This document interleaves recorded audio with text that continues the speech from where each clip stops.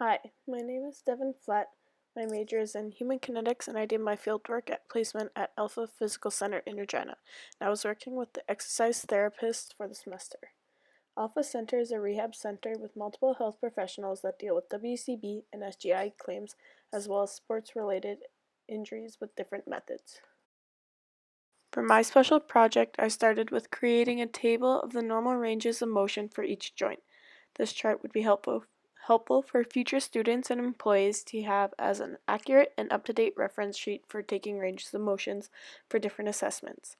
Taking the range of motion is one of the first things an exercise therapist will do in the initial assessments to see what steps need to be taken for rehab, as well as it would be a good indicator to keep track of any progress.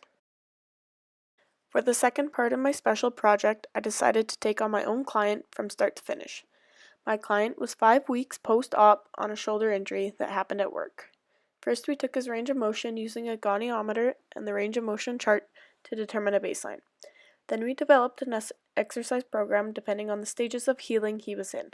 The 3 stages of healing I used were range of motion, functional, and mobility, and strengthening. Stage 1, also known as the subacute phase, can take up to 6 weeks depending on the injury and how often they exercise. In stage 1 of healing, we worked on the different ranges of motion, such as active, active-assisted, and passive, in many different positions from sitting, supine, and standing. Incorporated range of motion in almost every session, as in the beginning it was all he could tolerate and was beneficial to warm up with, especially if there were any setbacks that happened. With stage 2, we started working on his functional ability and the mobility of the shoulder joint. With WCB claims, we try to make exercises related to their job duties. Functional also includes education about how to lift, carry, and set items down. With my client, he tends to do a lot of lifting, so we would incorporate different lifting and carrying techniques to prevent further injury as well as strengthen. Mobility is also associated with movements that occur in everyday activities, so the client can be more independent.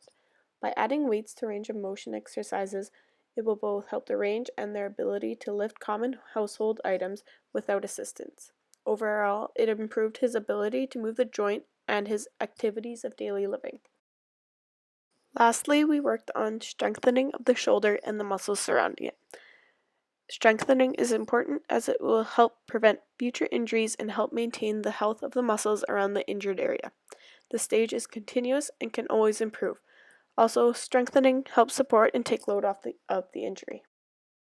The exercises we did were all to strengthen the upper arms, upper back, as well as the chest and shoulders.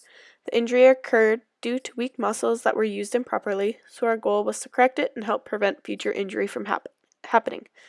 My client is still continuing strengthening and rehab to the shoulder at Alpha, but now has a home exercise program for them to continue, and so they can return to work and normal activities. This project allowed for me to see the progression and setbacks that can occur and give me experience for future professions.